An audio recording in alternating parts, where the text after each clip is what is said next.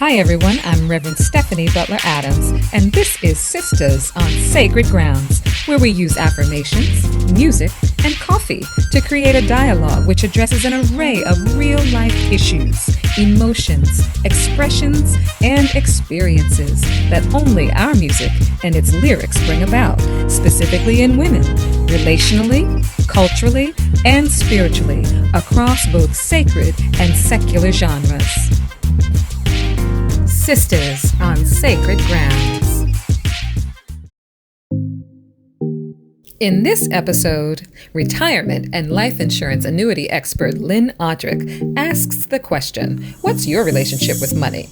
As she talks financial self-care and helps us understand the importance of building our legacies and creating a personal financial plan that both prioritizes our debt and secures our future, right here at Sisters on Sacred Grounds. Hello, everybody. This is Reverend Stephanie Butler Adams with Sisters on Sacred Grounds, and I am so excited to be bringing you this series on financial self-care. Now, you know, here at Sisters on Sacred Grounds, we love to talk about all things self-care, right?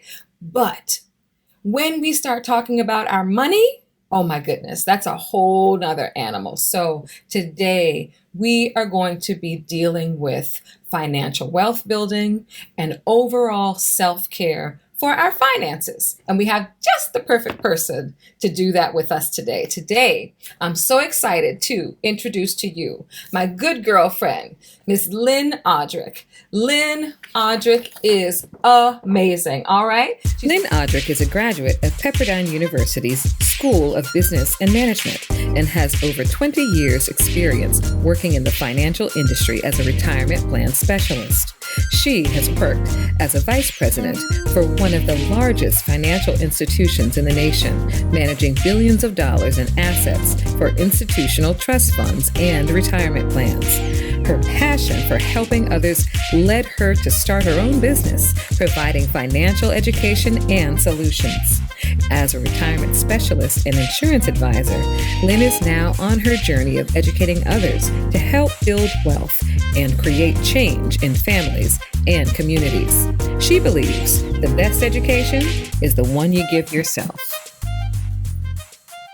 She's a graduate of the Pepperdine University School of Business and Management, and she has over 20 years experience in the financial industry. Now, I'm going to let her tell you how much experience she has. It's just going to flow out of her, right? So, ladies and gentlemen, if you're watching, I want you to grab a pencil or a pen and a notepad because you're going to want to take some notes on this, okay? Lynn, thank you so much for joining us today. Thank you for having me, Stephanie. It's so good to be here with you. Yes, absolutely. You're looking lovely in the red. Tis the season. Tis the season. I love it. All right. So Lynn, let's just get into it, okay? So like I said, here at Sisters on Sacred Grounds, we love to talk self-care. And one of the key things in our self-care journey has to do with peace of mind. And I know that in a lot of women's experience and in my own experience, when my money is right, I have peace of mind. I have peace of mind. And so, but you know, a lot of us never got that handheld journey into financial management. And so that's why I'm just really excited for the women to hear and just really hear your heart as it relates to money. So my first question to you, Lynn, when did you first fall in love with wealth building and money management? That's a great question. So, as you said, I have over 20 years experience, actually closer to 25 now. I always knew I loved numbers and I understood numbers, right? And how to calculate. And I always worked with numbers. But about 4 years ago, I really fell in love with money management and financial education. 2017, I came across an article in Forbes magazine. It was titled Black American Net Worth. In that article, it said that by 2053, Black Americans will have zero net worth. And 20 years later, Hispanic Americans will have zero net worth. And I thought to myself, that's amazing. That means that we're not going to have any money and any assets. So then it became very important to me to be able to help those who most likely would not get help from any financial advisor or money manager because they didn't have enough money for them to even want to talk with them. That's when I fell in love with it. When I was able to start helping people who were middle income earning or low income earning individuals understand their money matters. That's so powerful. And we're in this holiday season and everybody's hustling and bustling and trying to make a dollar out of 15 cents and trying to make sure they can get the right gifts for their children and all of that. And while it's a wonderful time of the year, it's also a little bit stressful for some people because that's why I want you to have the conversation. I mean, when you say that, our net worth is going to be zero by 2053. That's crazy. And we as African Americans are the big spenders. We're out there spending our dollars, and then what do we have to show for it? So, I hope that we can even just delve into some, what can I call them? Some money management tips, maybe even specifically for the holidays that we can use while we're out there so that at the end of the Christmas season, we don't go into a deep depression over all the money we spent and we have nothing to show for it. Can you help us out with that? What should we be doing right now with our money? Absolutely. Most people do not have enough savings to live off of for 3 months if they have an unexpected loss of income. So the savings is very important, but in order to be able to save, you have to understand what are those steps you need to do. So there's 4 steps to creating financial strength. The first one is manage your money wisely. Under manage your money wisely, there's 4 things that we need to pay attention to. All right. First thing is don't spend more than you make. Right. Okay. Plain and simple as that. Most people are living paycheck to paycheck. Yes. So they have to understand how to manage their money, how to budget, how to spend money on the things that are a necessity and not just the things that you want. And then you have to manage the debt. So you talk about holiday spending, and most people go into debt because they're utilizing the credit cards. They don't understand the impact of the credit cards later on when they're paying back the debt. See, when we borrow money, we borrow on 2 types of interest. It's a compounding interest. So the simple interest is just interest on the principal. That's how they borrow them. That's how they loan us the money. But when we pay it back compounding. Interest on the principal and interest on the interest. So the managing the debt becomes important because later on you're going to be paying more money out. So Lynn, when you're talking about that interest part, that is so amazing. I'll put it that way to me, because a lot of us weren't taught that, when you get a credit card, yeah, you got to pay it back. But we weren't taught about that interest rate and how it builds up and builds up and builds up. So that is something that I wish that we could tell all of our young adults, our college students, like off the back. But you keep going. So continue. You're absolutely right. The interest rate is very important because of how the compounding interest works. So there's a simple formula. It's called the rule of 72. The rule of 72 says that if you divide 72 by your annual interest rate, you may have heard the term annual rate of return, same difference. It's going to show you how often your money is going to double. So the reason why the credit card companies tell us now, they have to tell us how much interest we have, what's our minimum balance, how long it's going to take us to pay it off, and the amount of money that we're going to pay out over time. But when we're saving money, which is the next step in step 1, manage your money wisely, is creating an emergency fund. I do believe that you should have 2 types of savings, an emergency savings and a savings to build for future monies for retirement. But that compounding interest and that rule of 72, when we're saving, it's going to show us how much money we're going to have later on. So if you had a 4% interest rate and you divided 72 by 4, that's 18, right? So it will take 18 years or every 18 years for your money to double if you're saving. So when you're saving your money, you always want to see where you can get the highest interest rate or the highest rate of return on an annual basis, because that's going to show you how often the money is going to double.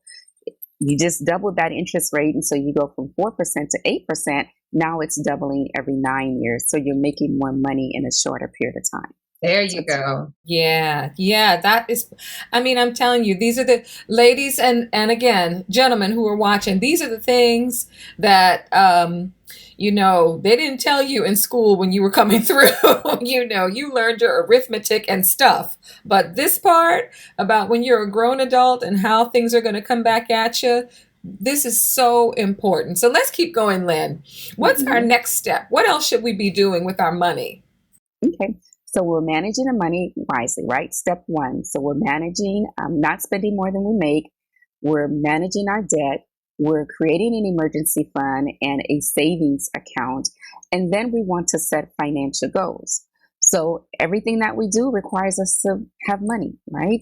From the moment we go to college and we start our career, we get married, we purchase a home, we start a family, it requires us to have money. And so now we want to set those financial goals. What are the things that we want to achieve financially, short term, midterm, and long term, right? And then we set out a plan. It needs to be what we call SMART goals, right? Very specific, measurable, attainable, relevant, and timely. See, when you don't set goals, and that's anything in life, not just financial goals, what's the likelihood of you achieving them if you don't set a plan to it? And so it is really about planning out those things that you want to achieve, rather than saying, I'm going to take a trip to Dubai in 2 months and you haven't saved a single dime to get to Dubai. Yeah. Now you're going from, you're probably robbing Peter to pay Paul, as the old folks would say, right? And so then, do you find that when you're advising people, when you're counseling people on their money management, do you find that there are a good amount of people who just be like, well, I have the money now and I'm going to take the trip? Or have they really planned it out? What are you seeing out there? It's about 50-50, most are just living life. It's like, I have the money, I'm going to spend it, not paying attention to it. So when we actually sit down to do what I call a personal financial checkup, it's looking at your financial picture, your household cash flow, what's coming in and what's going out. And then they realize they are having a lot of what I like to call, or I've coined it, money leakage, right? Unnecessary money going out. Talk about that. Y'all, money leakage. Are y'all leaking the money out there? Money leakage happens. I ask someone, I can ask you, how much do you spend a month on groceries? And somebody may say, I spend, $400 on groceries. And then I said, well, how much do you spend dining out outside of the home? Spend another $400. That's money leakage, right? That's money leakage. Okay. Unnecessary spending when you've just purchased your monthly groceries for the home, but now you're going out and spending money where you could be home cooking your meals. I love it. We don't want to leak money, y'all. We don't want to leak it. Don't get me wrong. I love Amazon, right? Nothing against Amazon. But when we went into the pandemic, Amazon became everyone's best friend. That became their life. And, people, that created this habit of spending that it was easy to do, And so now we got to curtail that. We got to reel that in. And, first thing people want to do is jump on Amazon. But if you don't have enough money at the end of the month, what I say and what we say in the industry is, if you are not paying attention to your money and you're not managing your money, what happens is the end of the month comes and there's more days left, but there's no money to keep going until the My God, more days left than you have money. that should be on a billboard somewhere. Don't have more days left in the month than you have money to spend. Oh my goodness, this is so good. This is so good, and I love the setting goals, because again, that's just in life. We want to be able to set goals, and sometimes people look kind of down on, oh, why are we setting so many goals? Why are we being so stringent? Why are because we want to be here to survive for another, millennium, and if you were to talk about, like, for our young people that are watching, for our millennials that are watching, um, goal setting in the financial realm for them. What tip would you tell a millennial when you're talking about setting goals? Because I talk to a lot of them, and Mm-hmm. and some of them are just so, they're on point. Okay, they know what Mm-hmm. they want, they're going after it. And then you have the set that are just kind of flying by the seat of their pants, like, hey, Mm-hmm. I'm going to enjoy life now. What would you tell them about goal setting? I would tell them to write the goal down and put some action steps towards achieving the goal, right? So if you want to buy a new car, right, you just can't go out and buy a new car. You have to have money to do that. Where's the money going to come from, and how much are you going to need to put down on a down payment on that vehicle? So you got to write it down, right? I want a new car. Maybe it's a Toyota Camry. Maybe it's going to cost you about $25,000. Now let's look at what are the things you have to do to make sure that you have enough down payment. What's going to be your interest rate, which is going to be very important because that's going to dictate how much car payment you're going to have. So you have to do the steps. You have to uh, take action towards reaching a goal. It also requires a sacrifice. As you said, a lot of millennials are flying by the seat of their pants. And so what's happening is they make a little money, but they spend a lot of money. Those clothes, those shoes, those Yes, honey. gadgets that you like to have, phones cost a lot of money. So what you have to do is when you decide on something, you got to write it out. You got to write it out. You got to look at it every day and make sure you're doing the action steps in order to reach that goal, right? Love it. Because I it's just a love it. dream otherwise. It's just a dream otherwise. Okay. This is so Good. good. And you know what? I'm just putting myself in my 25-year-old self, right? I'm thinking of myself in my 20.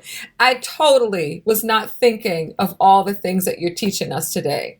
But now it's a whole new world. And, it's true, as you know better, you do better. You know what I mean? And it is so true. And that's why I think this is such an important conversation to have, because we don't want to be at the end of our rope, or, God forbid something happens to us tomorrow and we die with nothing left to Mm-hmm. show for it. So, financial goals, set them, y'all. Set them. Smart goals, no money leakage. Come on. What's next? What's next, Lynn? So you said something very important, right? We don't want to get in our latter years and we're lacking financial resources. And so that planning ahead of time will help you in retirement. See, most people think that they need less money in retirement, but we need more money. And here's why. Because inflation is going to continue to go up, and then our taxes will continue to go up. So in retirement, we need to have enough money saved to account for those things that are going to increase in our latter years. So what happens in retirement is we're looking at preservation. As we are protecting when we're younger, we want to preserve as we get older because we don't want to run out of money, right? Say that again, Lynn. We When protect when we're younger to preserve when we're older. Protect when we're younger, preserve when we get older. I love it.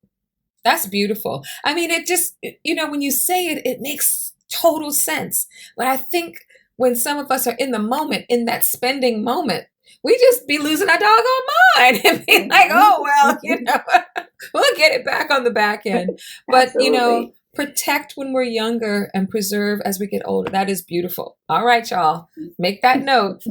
Come on, Lynn. Take us into our next step. So the next step in the 4 steps to creating financial strength is understanding the accumulation of wealth. So we have 3 enemies to our money. But if we don't pay attention to those enemies and what we're doing, we could very well not have enough. So number 1 is inflation, right? Inflation as we know it is the increase in which we pay for the goods and services that we need. So that's Getting gas in our car. We already know gas expense is up. Right?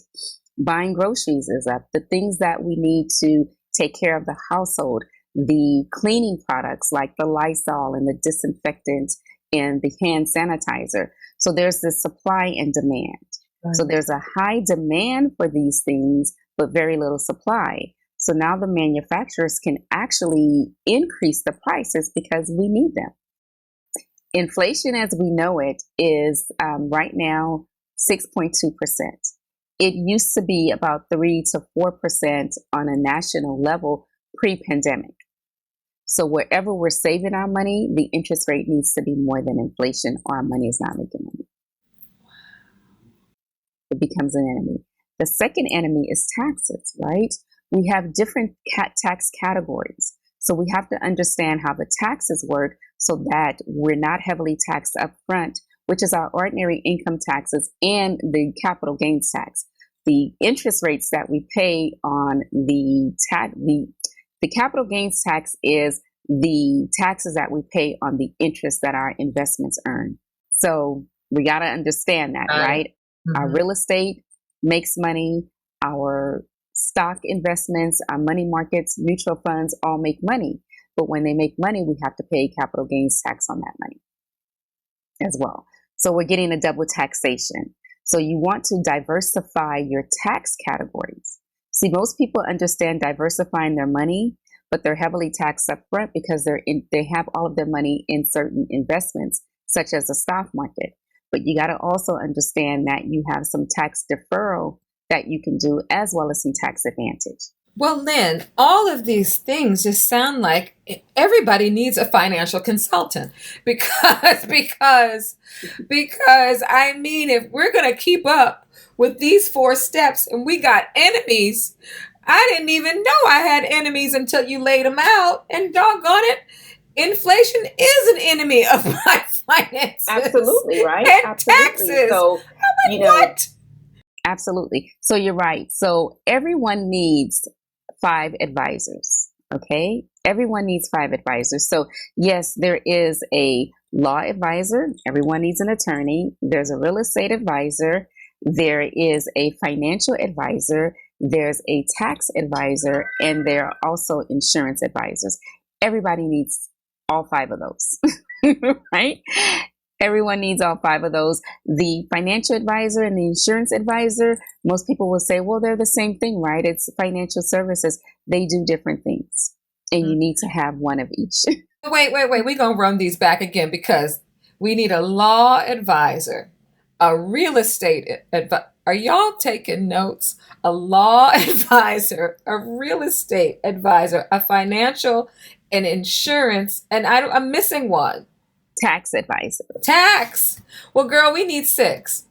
I think everybody needs a spiritual advisor and a spiritual who is godly, who's not trying to take your money, but who's trying to, make sure that your spiritual well-being is good so that you can find out if all these other 5 people are on point.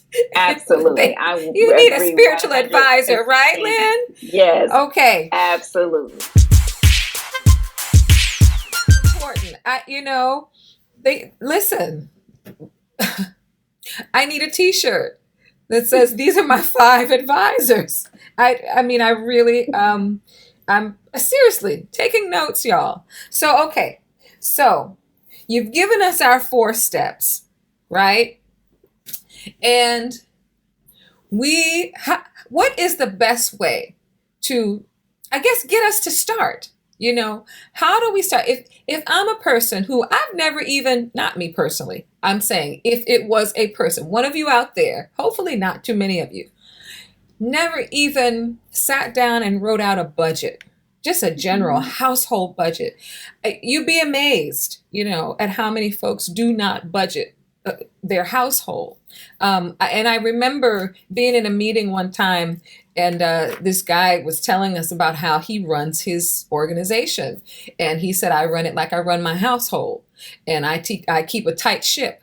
And I knew what he was saying. And he pulled out this spreadsheet and started showing us how he runs his household. And it was amazing. But talk to those of us who aren't even budget wise. Mhm. And yet you're giving us this good information. How do we start, Lynn? What should we do first? First thing is open up a savings account. No Okay. money, no money under the mattress, no money in Okay. envelopes stuck in the drawer. Here's why, right? So the money in the bank is insured through the FDIC, Federal Deposit of Insurance Corporation. Now, I speak with a lot of people, some old school, some millennials who say they don't trust the bank. Now, the bank isn't giving you a high interest rate, but your money's safe in the bank. You got to protect the money from loss in the home, event of a fire, a burglary, money's gone, right? Now you're without anything. So the first thing I would advise is to open up a bank savings account. And then I would say, after paying your tithes, your 10%, then you want to pay yourself 10%. When you start off with 10%, right, you're leading up to being able to pay yourself more.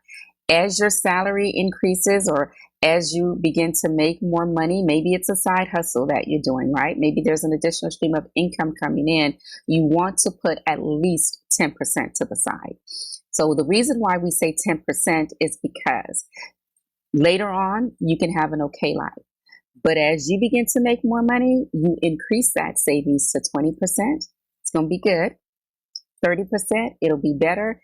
If you can get to saving 40% of your earnings every month, you will have an amazing life. Oh my See, goodness. That's beautiful. That's beautiful. yeah, it's a difference between the 5% and the 95%. Most of us will identify ourselves in the 95%. See, the 5% controls money. The 95% money controls. So what ends up happening is as the 5% income increase, they pay themselves first and they save, right? They pay themselves first, they save. So income goes up, savings goes up, and their expenses go down. The 95% money controls. Income goes up, Yes. expenses go up, savings go down. We have to reverse that. We want to identify ourselves with the 5% and move ourselves into that 5% category, especially as we begin to get older and we think about retirement, right? Can't retire or you run out of money, what happens, right? Now you're back at work, Walmart, McDonald's, Nothing against Walmart and Nothing McDonald's, against. howsoever, I am not trying to spend my golden years there. I'm just not. Exactly. My Not golden years at the Golden Arches, nope, not doing it. I'm not going to do it. Most people retire at 65, 67 years old, and they believe that Social Security will be enough for them. But here's the thing. We got to start paying attention to the Social Security statement as well, because it tells us it's never intended to be our only source of income in retirement. We have to have other savings accounts, other investments, and other retirement plans. And for my sisters who are watching who have retired already, I know a lot of folks who have, opted for early retirement and all of that and started off, having a glorious time. And now they're looking and they're like, you know what? I think I might need to get a little part-time job, or I might need to go back into the workforce. And my heart just kind of sinks for them because I know these are supposed to be the years that they work so hard for so that they could, as it were, retire. And so when you say that, those are the people that I think about, Lynn. And I wonder, do you counsel them? Have you had to, really give advice to those who say, well, it didn't work out the way I thought, so I'm back in it. What do you say to those folks? The exact same thing. You can still be helped, right? We can help you to turn that situation around. You got to be open-minded, right? When we're talking about our Gen X's and our baby boomers, we're already set in our ways, right? And we don't like people telling us too much of anything because we think we know it all. I myself included in that. But you have to start planning and paying attention to the money because you can run out if you don't do the right things with it or understand how all of your different retirement accounts work. And that's pretty much what happens. They don't understand that when they have a pension plan, Social Security is going to be decreased because you have other income coming in. But then your pension is also taxable, right? Taxable Yeah. income.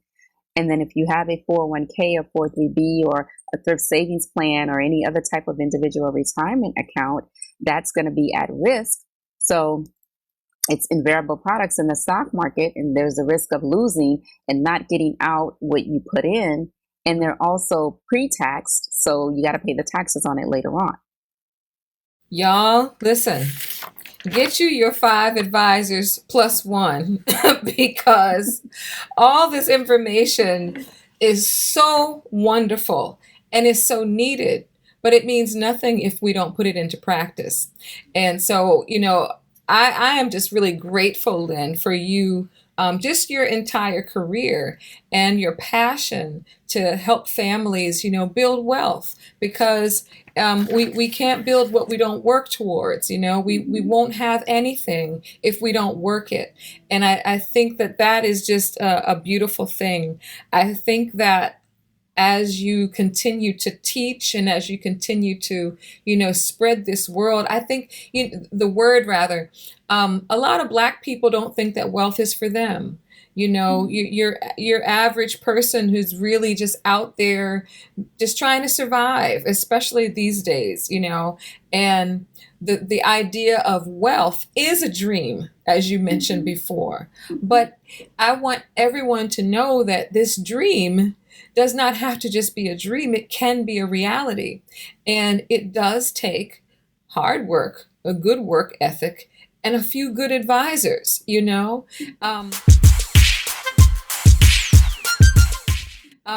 I want us, as we wrap this up, because I work with youth a lot, and teenagers and those who are not quite, they don't have jobs per se. They might do a little babysitting here and there, cut people's yard, different little things that they do. But how can you instill in a young person a couple of things? One, saving. Two, budgeting. How do you instill that in someone who, let's talk about the kids that they're just going to school, right? What do you say, to a young person coming up to, because I think we have to start talking about money early now that I'm understand, we really, I wish that I would have gotten this kind of conversation when I was in elementary school, because other folks are getting it. So how do we start to instill this in our kids? The first thing we want to do is, remember we used to have our little piggy banks, right? And we would, say put your money in the piggy bank and save it for what it is that you want to purchase.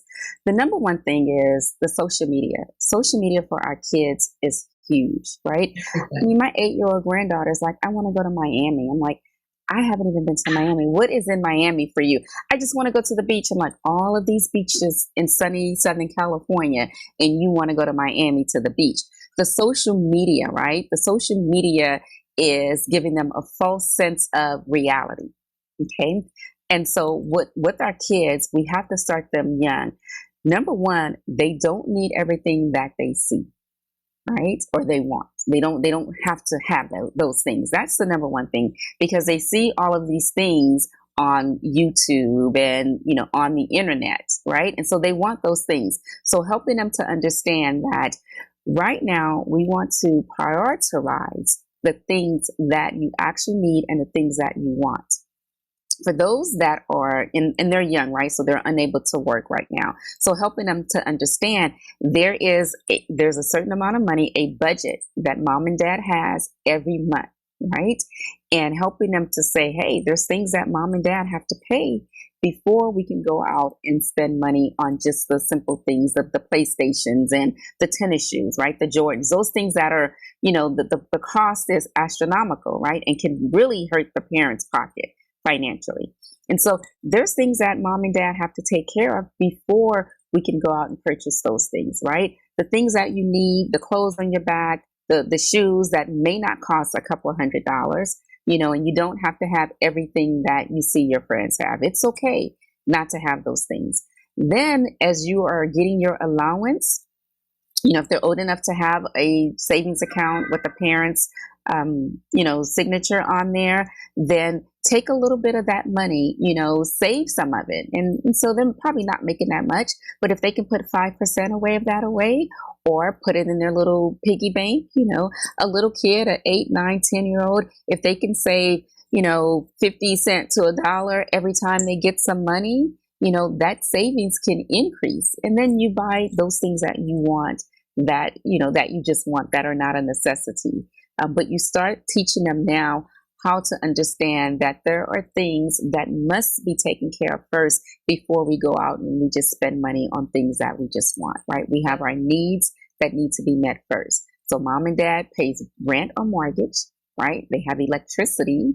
We all have cell phones. So those things require us to have money, and not saying I can't pay the light bill today because I went out and bought these tennis shoes that were $200. Just helping the kids understand that early on, and talking about money. Stephanie, you may recall, in our generation, Gen X's, we didn't talk about money in the household. Nope, right? That's what I was going to say. And we just knew things happened, and they didn't tell us what was going on with the money, but go ahead. Yeah. Yeah. So we have to have those conversations, right? We have to talk about, these are the things that we pay for every month, and in order for you to be able to, have food on the table, and we have lights, and we're driving in a nice car, we have to watch our money. That's managing what we have, and even during this holiday time, we got to be very, very mindful of the things that we are buying for our kids, those things that they're probably only going to play with once or twice. Come on. Yeah. And then it just sits there, does it really make sense, financial sense, to go out and spend, $500 on a PlayStation when they're either going to outgrow it or they're just not going to have any interest in it, in 6 months to a year. Boy, Lynn, I could talk to you about this all day, literally, because it's so important. And I think that each person can find themselves in something that you said. We can, find where we were, or maybe where we are right now. But the great news is how you said, you can have an amazing life, if you plan it out and work towards it and set those goals. So I really, really appreciate the wisdom that you gave us. Lynn Odrick, financial specialist, retirement specialist, insurance advisor. Lynn, how can someone find you if they need to reach out to you? Can you just tell us maybe how to find you on social media, or how does one locate you, Lynn? So I am on Instagram at Ms. L.M. Odrick. That's at MSLMODRICK. Facebook, Lynn Odrick. And email lynn.odrick@gmail.com. LYNN.ODRICK@gmail.com. Y'all go find Lynn. And remember, she told you, you need 5 + 1 advisor. Make sure you get your 5. Oh my goodness, Lynn, it's been a joy talking with you.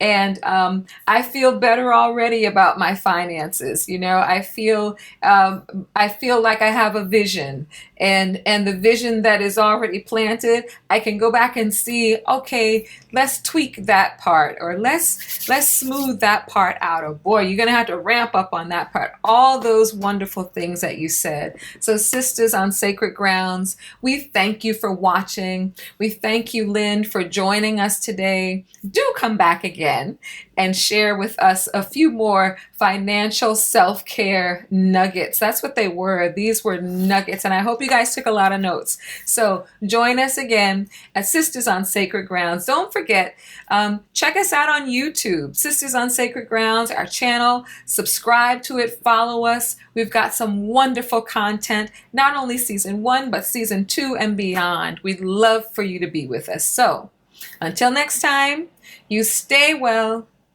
be well, stay safe, and just live your life in a beautiful way. All right? See you soon. Bye.